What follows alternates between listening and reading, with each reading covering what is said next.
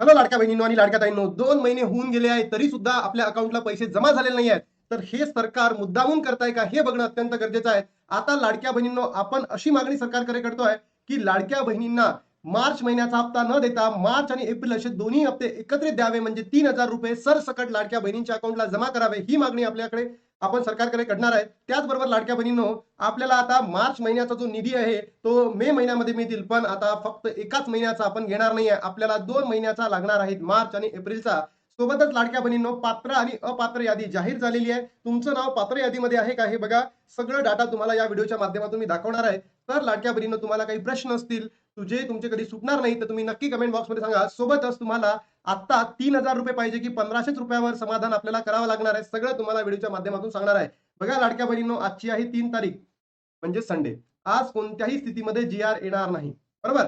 आणि जर तुम्ही बघितलं असेल ना लाडक्या बहिणींनो, आता जी-आर न येण्याचं कारण कोणतंच नाही आहे. त्यांनी जर म्हटलं असतं ही केवायसी प्रक्रिया पूर्ण व्हायची आहे, बरोबर, आता तीही पूर्ण झालेली आहे. तर मला असं वाटतं या 4 ते 9 तारखांमध्ये जी-आर येऊ शकतो आणि लाडक्या बहिणींनो, आपल्या अकाउंटमध्ये पैसे सुद्धा जमा होऊ शकतात. मग आता या 4 ते 9 तारखांमध्ये आपल्याला किती पैसे पाहिजे आहेत? तर आपल्याला 3,000 रुपये पाहिजे. किती पाहिजेत आपल्याला?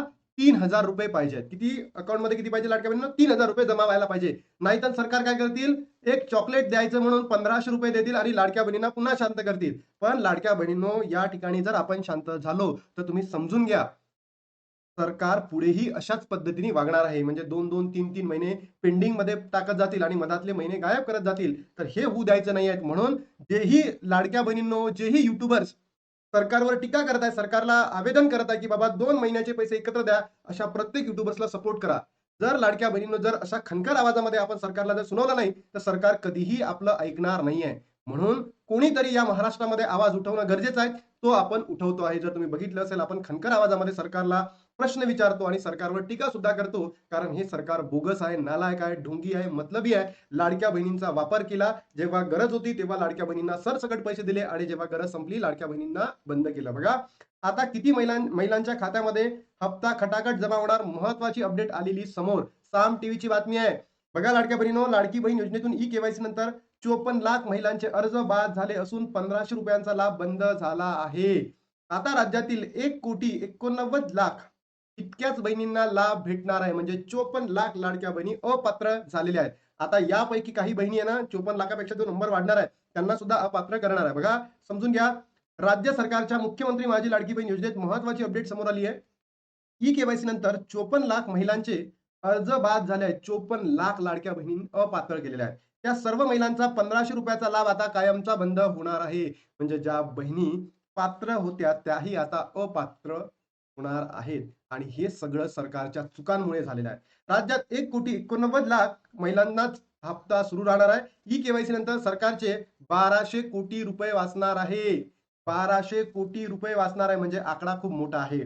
खूप मोठा आहे. त्यानंतर महाराष्ट्र सरकारने मुख्यमंत्री माझी लाडकी बहीण योजनेच्या लाभार्थ्यांची अंतिम यादी जाहीर केलेली आहे.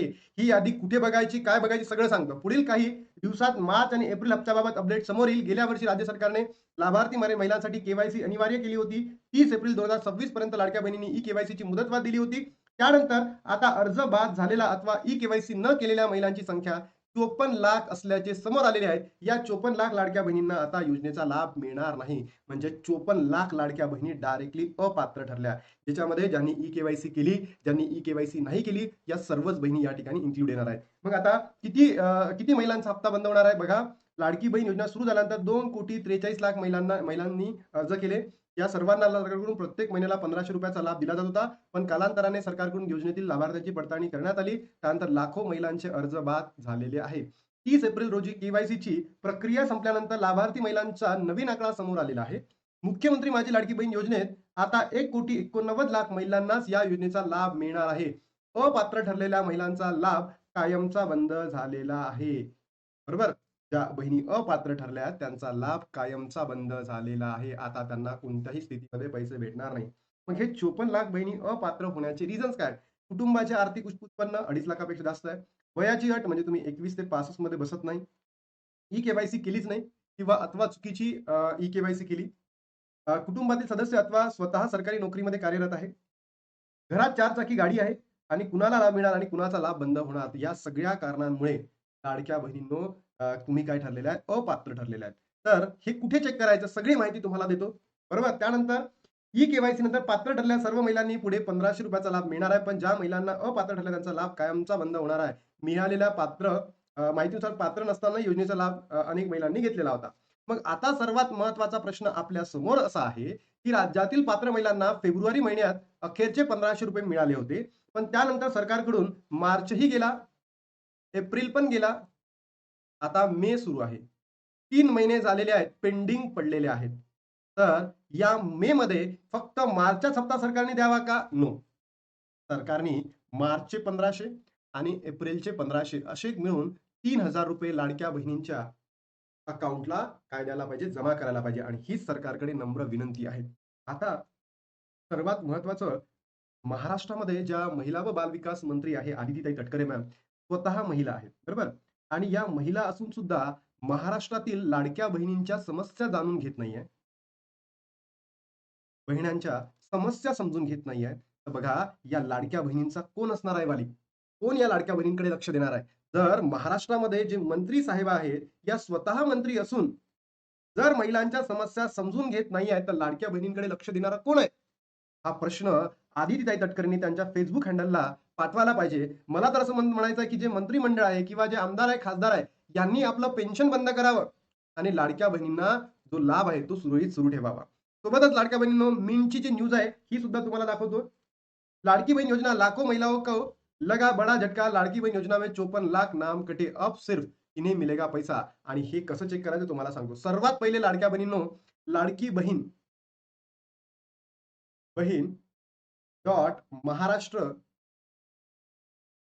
महाराष्ट्र.gov.in या संकेतस्थळाला भेट द्या. तिथे गेल्यानंतर लाडक्या बहिणींनो, तुम्ही तुमचं लॉग इन करा. लॉग इन केल्यानंतर तुम्हाला सांगू इच्छितो, तिथे काय असेल, तुम्ही वरती इथे जर गेलात लेफ्ट साईडला म्हणजे राईट साईडला कोपऱ्यामध्ये, तर तिथे तुम्हाला 3 डॉट दिसतील. तुमची लॉग इन झाल्यानंतर इथे तुमचा मोबाईल नंबर टाका, तुमचा ओटीपी टाका. लॉग इन झाल्यानंतर तिथे तुम्हाला स्टेटस आहे ना, एक तर अप्रूव्ह दिसेल किंवा स्टेटस रिजेक्टेड दिसेल किंवा पेंडिंग मध्ये दिसेल. पेंडिंग जर तुमचं पेंडिंग मध्ये असेल किंवा रिजेक्टेड असेल, तर तुम्हाला लाभ भेटणार नाही. इथून तुमचा पुढचा लाभ तुम्हाला मिळणार नाही. पण जर तुमचं स्टेटस अप्रूव्ह असेल, तर नक्की तुम्हाला तुमचा लाभ सुरळीत सुरू राहतील. तर मला कमेंट बॉक्समध्ये सांगा, कोणी कोणी तुमच्यापैकी बहिणींनी स्टेटस चेक केलेला आहे, की ज्यांचं स्टेटस अप्रूव्ह आहे आणि त्यांना लाभ भेटणार आहे. कोण्या बहिणींचं पेंडिंग दाखवत आहे आणि रिजेक्ट दाखवत आहे, नक्की कमेंट बॉक्समध्ये टाका. सोबतच आता सरकारकडे म्हणजे आदित्यताई तटकरेंकडे आपण नम्र विनंती करतोय, मार्च आणि एप्रिल महिन्याचा जो लाभ आहे, आता दोन्ही एकत्रित सरकारने लाडक्या बहिणींना द्यावा, एवढीच मागणी आहे. आणि जर असं सरकारने केलं नाही, तर लाडक्या बहिणींनो, तुम्ही शांत बसू नका. तुम्ही तुमचा जो मनामध्ये असलेली उदासीनता आहे या सरकार विरोधात, नक्की या कमेंट बॉक्समध्ये खाली आहे, तुम्ही टाका. दोन्ही हप्ते एकत्र मिळाला पाहिजे. पात्र आणि अपात्र यादी कशी असेल, मी तुम्हाला सगळं सांगितलं. आता इथे थांबतो आणि भेटतो तुम्हाला नवीन व्हिडिओमध्ये. तोपर्यंत जय हिंद, जय महाराष्ट्र, जय श्रीराम.